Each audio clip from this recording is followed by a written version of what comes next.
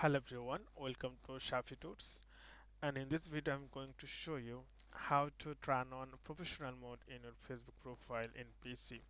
So this is a really gonna is a short and easy tutorial for you. Just watch the video till the end, then you will learn how to do this.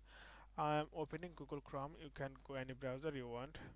Then type here facebook.com, and after that you can see your Facebook account. So simply click on your account, and you can see it's your name, so simply click on your name, then scroll down a little bit, then here you'll see a three dot. Okay, so simply click on three dot, and here you can see turn on professional mode, simply click on that.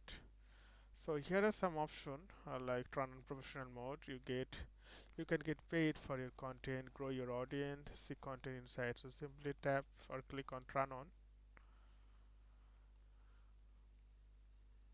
So welcome to professional mode. So start exploring, or you can down, you can click on done. So now I'm going to click on done. So my profile now in professional mode. So you can do this way. So captain, I hope this video is helpful for you. So today's no more, and thank you for watching.